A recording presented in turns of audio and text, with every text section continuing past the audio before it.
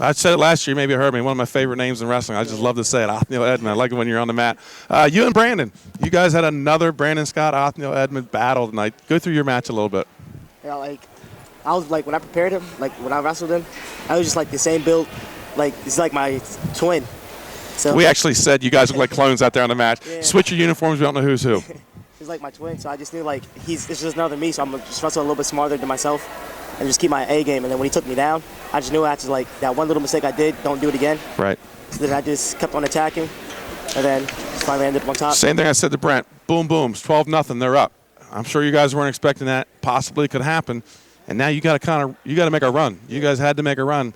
Talk a little bit about that mindset. You got two freshmen leading that run for you.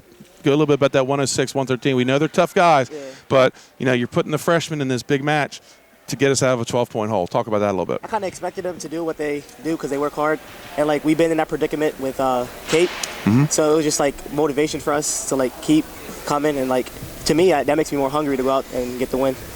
A couple of unknowns really in the wrestling world pulled this out for you tonight. As a matter of fact, we were announcing the wrong name all right. Mike Rocco. Oh, man. When he's on the mat, usually he's a point shaver. Tonight, he's ice it so we can hold Jaron off a couple more weeks. Talk about Mike Rocco a little bit. Rocco. I can say a lot about Mike Rocco. He has a lot of heart, works hard. Like his mindset, like I'm gonna win no matter what. Like even if he loses, he's just like I'm gonna win. He has a lot of heart. He works hard. I don't know much to say about him. He's like there's a lot to say, but can't say in words with him. Right. Yeah. Kalen Wilson. Kalen's not known as and I said this, and he proved me wrong tonight. Kalen's not known to rack up a lot of points. A lot of Kalen's matches are 5 and under and 6, 4 in that area. And then tonight Ortiz comes right out and takes him down. And I said, Kalen doesn't score points. But then he does. He hits that crossface cradle 4 times. And he started getting the ball rolling for you guys. I think Kalen is like, it's like a trigger with him. Like you have to set him off. As soon as you pull that bomb, like pull that little needle from the bomb, that's when he lets it off. Right. So you got Sally's Monday, which could very well be your semifinal match. In state duels, as things start to wear out. I'm sure you guys are probably going to earn that first seed now. You've won the Henlopen North and beat Sally's, and you guys should probably be a number 1 seed.